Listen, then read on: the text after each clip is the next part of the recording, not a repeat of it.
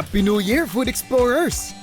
Sa unang episode natin for 2026, hindi masasayang ang natirang gulay dahil gagawin natin yung bagong dish. At ibabahagi ko rin ang family favorite naming putahe na magbibigay ng kasaganahan buong taon. Samahan natin si Chef Jose Sarasola sa kanyang restaurant na may bagong look but same passion for good food. Dadayo rin tayo sa Marikina para kumain sa 37-year-old karinderya. Patunay na ang lutong bahay when done with love can become a part of city's history. New Year, new flavors. Pero iisa pa rin ang goal. Celebrate Filipino food and honor our roots. This is Farm to Table 2026.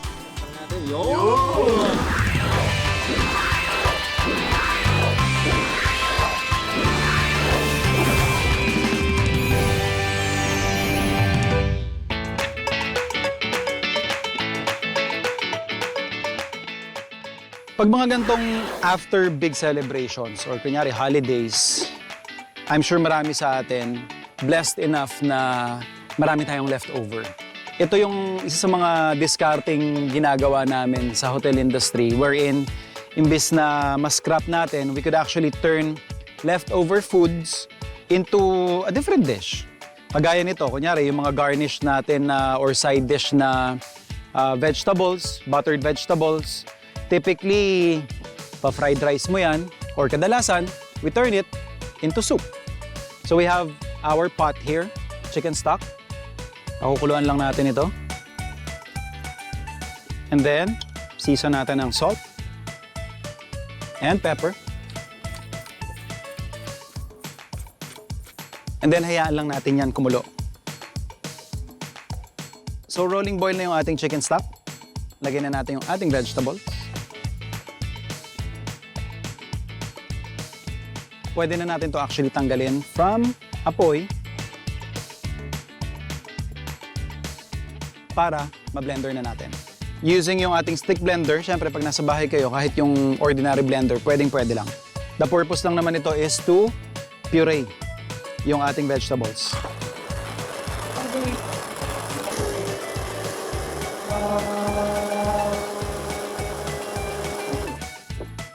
Just like that, meron ka ng mainit, masarap, at syempre nutritious na vegetable soup.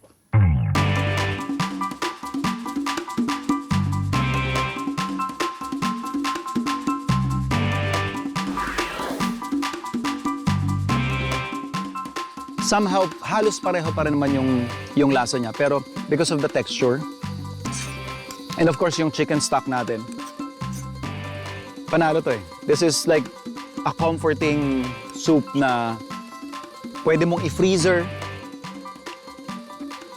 Pag sobra pa rin yung nagawa mo, and then painit mo, you can even make this into soup. Lagyan mo ng mga leftover pa na mga lechon, mga ham. Napakadaling i-elevate nitong dish na to.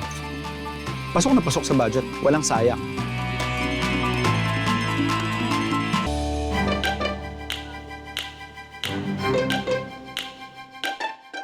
Ako po si Miriam San Miguel Aguilar, isa sa mga kambal ng Kusina ni Kambal. Ako na po ang second generation ng may-ari nitong Kusina ni Kambal sa Marikina. Kasi itong Kusina ni Kambal na karinderya, landmark na ito. Dahil 37 years na to, marami na nga rin nangyari dyan na iba sa harap namin. Kami na lang yung natira dito na tindang karinderya na andito pa rin hanggang ngayon. Kaya kilala na siya dito sa Marikina. At ang tourism ng Marikina, laging nakikipag-partner din sa amin.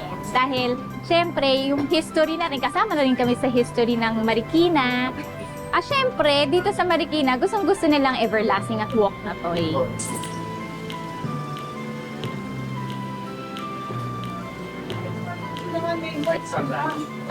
Nandito tayo ngayon sa aming commissary, Kusina ni Kambal Commissary. Ipapakita ko sa inyo kung paano magluto ng everlasting.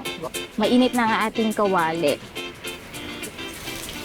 Gigisa lang natin ang karne sa sibuyas at sa bawang. Ito ay 1 kilo ng ground pork. Itong everlasting, kaya to nagsimula kasi, di ba nung unang panahon naman wala namang ref, kaya nung na-discover nila na ito ay tumatagal.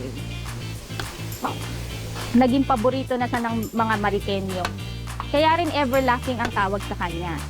Pwede siyang iwan lang sa labas ng 3 days. Walang ref yun. Hindi mo kailangan i-ref. Dagdag na tayo ng pickles. Pickle relish ito. Ito, hot dog. Tomato paste para pumula. Bell pepper. Minced bell pepper. Raisins at ang ating seasonings. Asukal ng konti. Pagkaluto nito, hahanguin na natin siya para lumamig.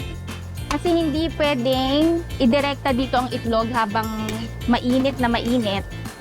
Dahil magiging scrambled egg.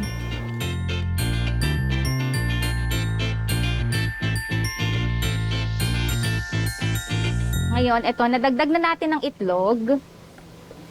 Hahaluin lang natin ng maigi. Yan, parang masabaw na siya. Tapos, ihahanda na natin ang ating mga llanera. Ang nilalagay namin, itlog, hard-boiled egg, tapos carrots, tsaka bell pepper. Ganyan lang kasimple. Pagka naayos na natin ang toppings, tsaka natin sasalin ang ating nilutong everlasting.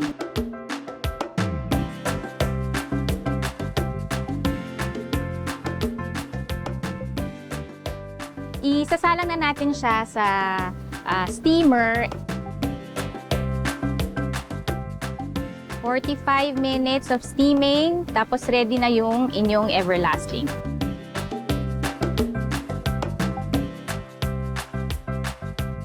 Noong 1988, itinayo po ito ng nanay ko. Ang partner niya dito, lolo ko. Malapit kami sa palengke. Maraming tao lagi na dumadaan dito sa pwesto namin. Kaya hanggang ngayon, ang mga customers namin, nanggagaling pa rin dyan. Kahit na 37 years na kami, suki pa rin namin sila.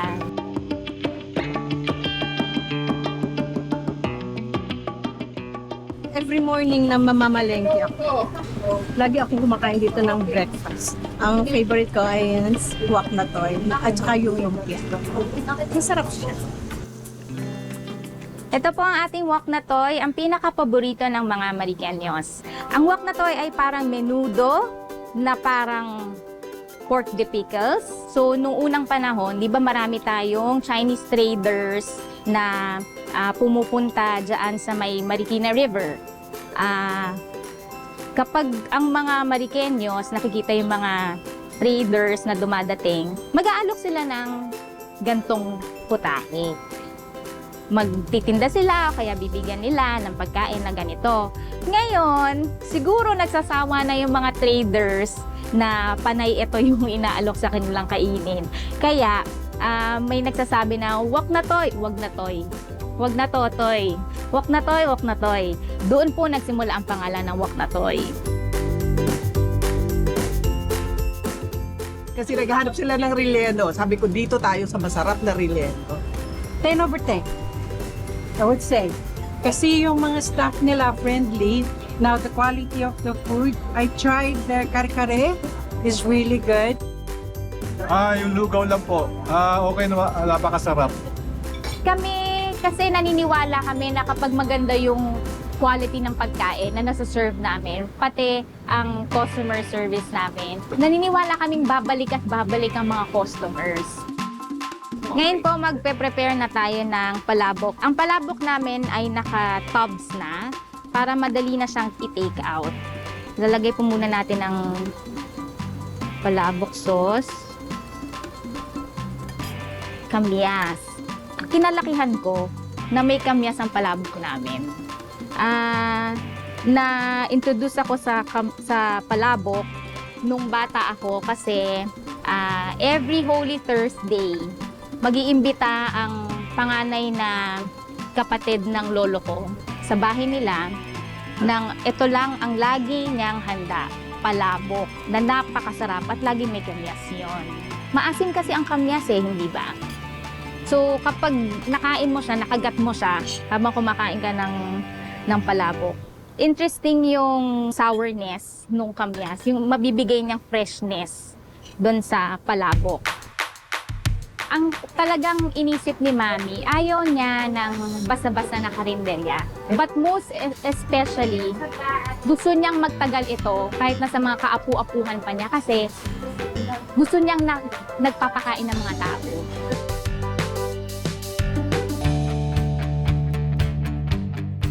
Two years ago, naki-food trip tayo sa sports bar ni Chef Jose sa South. Pero gaya ng kahit anong recipe, minsan kailangan natin ng fresh twist. Ano-ano kaya ang bagong timpla ng Bistro 75? At sa wakas, nandito na ako ngayon sa Bistro 75. After mga ilang plans natin. I know, bro, parang- I-invite mo ako, hindi ako nakakapunta. Pero ngayon, sa wakas. Parang 2 years na yung invite na 2 to. years na ba? Finally, nakarating ka na. And syempre, bago na rin, di ba? Bago na rin, ayun na nga. And ano ba yung mga nakalatag dito ngayon? Basically, yung bangus natin. Meron tayong chicken tocino, beef tapa, and longganisa. So what I did basically is parang one of each na may pork, may beef, may chicken, may fish tayo. Ayun na nga. Ako kasi personally, favorite ko talaga yung bangus. Bangus! So parang gusto ko talaga. Sige. Subukan to. Sa'yo yung bangus. Ayan. Kamusta yung bangus, bro? Sarap, bro. I think yung bangus isa sa mga best sellers namin yan kasi talagang perfect breakfast na talaga siya. Pero bro, I heard na nag-rebrand ka daw. Yeah. So originally, ano ba yung concept mo going into yung concept mo ngayon? Ano ba yung difference? So basically, yung past 15 years, this was a sports bar called Avenue 75.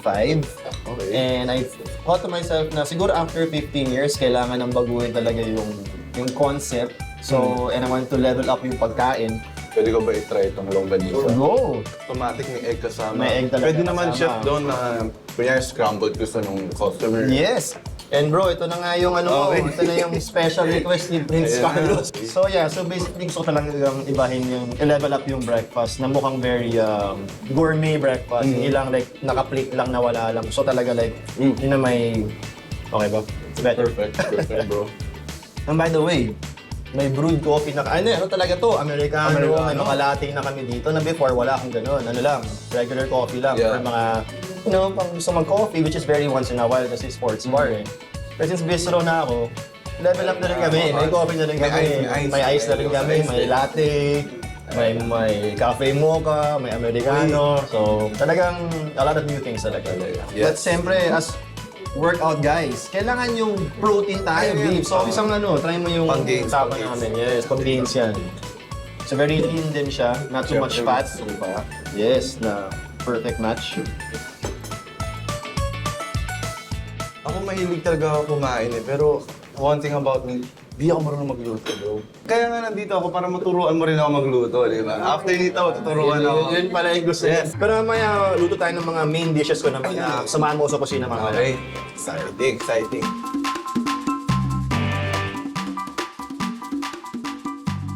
Prince, welcome to my dream kitchen. Wow, Yeah. dream. Bakit ba dream? Ba't dream kitchen ba? Basically bro, kasi nag-level up talaga ako eh. Yung old kitchen ko, hindi pa ganito itsura. So ang ginawa ko for the reinvention ng Bistro 75, talagang I really hired kitchen experts to really make a gourmet kitchen na kayang i-handle yung mga bagong dishes ko. So our first dish, we'll be making sole meunier. It's a French dish using, of course, yung sole fish natin, which is a flaky white fish. Simulan na natin? Tara, let's go. Sige. Ayun pala. Yes. Meron akong smoothie. Ayun, yun natin ang Siyempre, smoothie. Yeah. Chef was kind enough to Kasi baka, smoothie. baka maitan ka sa May kitchen energy, mo. so pa-energy rin. Yes, kailangan energy. Tsaka isa rin yan sa mga bago na, isa yan sa mga bago din namin sa bistro na wala dati. So, ang first step natin in any kind of dish, of course, season our fish. So, Prince, a bit of salt and pepper. A bit lang, a bit. Yes, just generously. See? So, May touch ka pala, yes. Enough amount na yan. Pepper naman tayo. Okay. So, next naman, gently, para hindi siya masira, i-flip natin yung fish. Gusto mo akong gumawa dyan? Ayan! There you go. Yan. Flip lang natin. Yun! Ang next step naman natin, we're gonna be getting our fish, placing it sa flour natin. So, kukot mo siya ng both sides and put it back here. Then again, flip it na lang. There you go. Okay lang yan. So, ang next step naman, mag-fry na tayo. Nakakabahan ako dito. Right.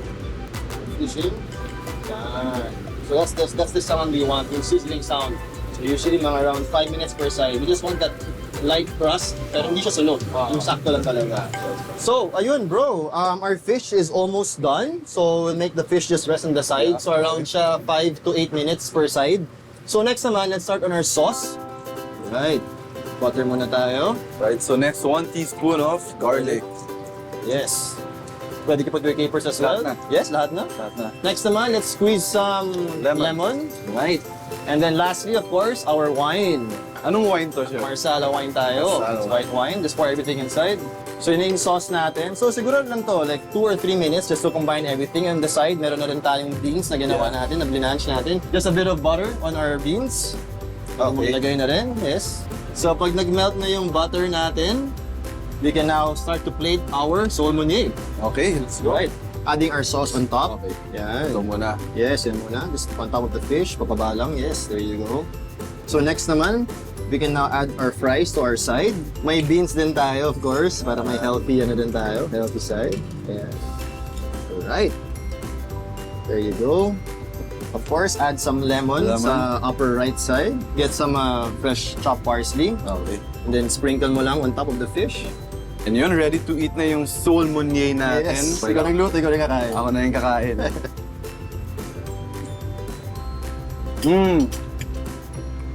Sarap.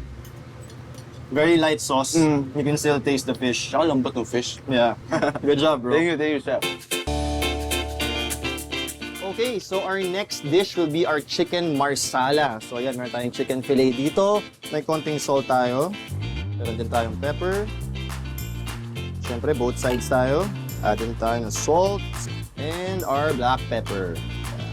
Pagkatapos, we will transfer it now to our flour. Yung chicken marsala, kailangan talaga yung fillet, pounded talaga. Kailangan medyo flat siya, hindi siya yung makapal. So next naman, yung frying part natin ng chicken. Yan. So we'll be frying our chicken for around 8 to 10 minutes per side. So ayan, tapos na yung fillet natin. Cook na siya. Next naman, let's make our marsala sauce. Butter. Melt lang natin to. Add na tayo ng sibuyas. At syempre, konting bawang. Saute lang natin to. Make sure low lang yung heat para medyo slow yung pagluluto para hindi masunog yung garlic and onions natin. Next naman yung mushrooms. Okay, next naman yung wine natin. Yun, no? At syempre to add the creamy texture sa marsala, of course, cream. So quick lang naman to. After 1 minute, we can plate our chicken marsala. Yun. There you go. Good combination. Good. Yung cream medyo nalalasahan mo ng konti. So it kind of balances out yung buong dish. Yung mushroom masarap, yung chicken perfect. May pagkaano siya eh, matigas na ang sarap niyang kainin pag gano'n. Nasakto lang. Sakto lang. Yes. Approve. Ni Chef Prince. Chef Prince. Sarap. Next naman, I think is one of our more classier, yung Kurobota pork chop naman natin. So as you can see, very thick cut siya ng pork chop. So hindi siya yung usual pork chop na kasanayan natin. Very tender siya. Sa bagay, ito yung steaks ng pork chop naman. Na very level up talaga siya. Of course, season very generously with salt. Meron din tayong black pepper, some thyme and rosemary. Pero dapat usually fresh talaga, pero nabusan tayo. So dried herbs tayo today. Of course, some olive oil. Massage lang natin. Yan. Right. Next step naman, mag-grill na tayo. So gusto ko lang ma-sear yung outside part ng pork chop natin. Basically, hindi naman siya kinukook all the way. Gusto ko lang siya magkaroon ng parang grill marks sa pork chop. Yan yung grill marks na gusto ko talaga. Ganda ng mga lines. Okay, since okay na yung charring natin on all sides, ayun, na-sear na siya ng maganda. Our next step, we'll be finishing our pork chop sa oven naman. Alright, after a few minutes, let's check on our Kurobota pork chop. Ayan. Woo! Tara, plate na tayo. So meron tayong ditong homemade apple sauce. take our pork chop. Then, syempre, meron din tayong mga greens as well. Tayong konting cauliflower. Meron tayong broccoli. Carrots tayo.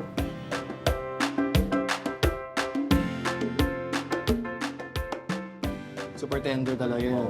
Yun, tingnan natin yun. You know? It's sauce. Yeah. So super tender. Not, sauce. not the usual. And then the sauce goes well din. Try natin na walang sauce. Sige, sige. So, mas type mo, may sauce o walang sauce? Ako kasi, kahit anong pagkain, mahilig ako sa sauce. Oh, so you like putting stuff So on may it. sauce. Oh, Pero kahit wala, sarap pa okay rin. din.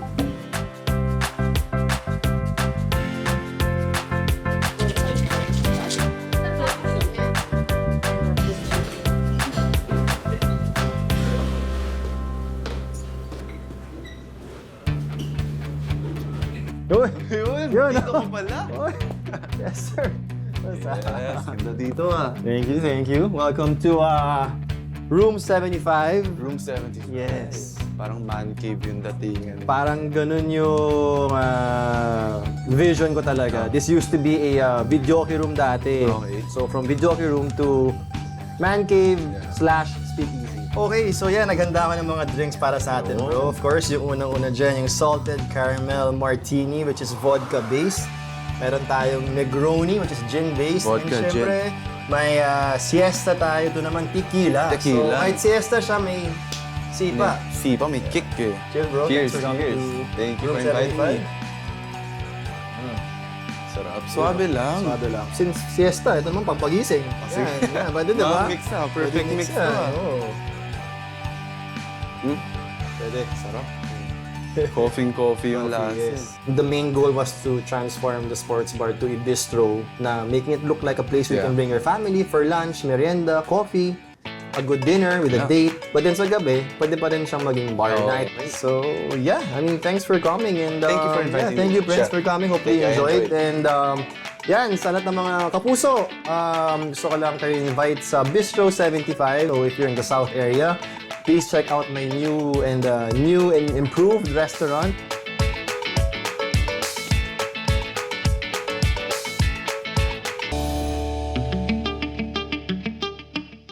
May mga tradisyon kami sa bahay na kinamulatan ko sa aking ama na kapag bagong taon, may mga bawal at talagang hindi nawawala sa aming hapag. Bawal is manok. Sabi kasi ni Erpat, parang dahil daw isang kahig, isang tuka ang manok, ang hindi naman nawawala sa amin is any form of noodles. Parang birthday. Diba? Parang long life. And also, sinasahugan namin ito ng maraming gulay to signify or welcome abundance. So, papakita ko lang sa inyo ang ating pansit gisado. So, nakat na natin yung ating baboy. Pwede na natin yung isang kutsa. Generous amount of cooking oil. Habang binabrown natin yung ating meat, dito naman tayo sa ating mga panggisa.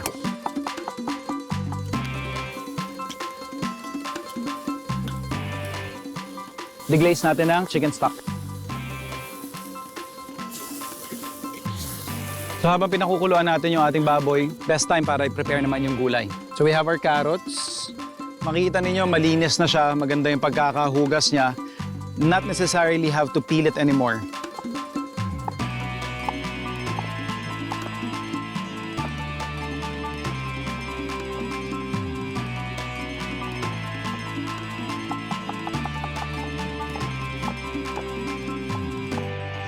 At this point, actually, luto na yung baboy natin.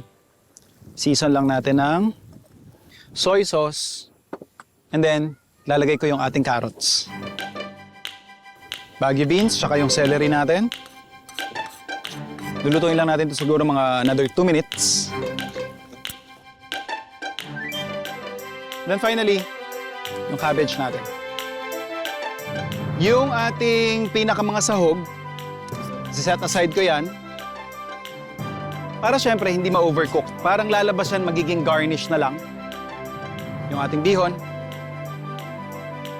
Season natin to ng soy sauce. Then hayaan lang natin na ma-soak up at ma-rehydrate yung ating bihon. Then adjust na natin yung timpla niyan mamaya. So okay na yung ating pansit. Itotoss na lang natin doon sa ating mga gulay at saka yung karne. Pwede tayo mag-serve.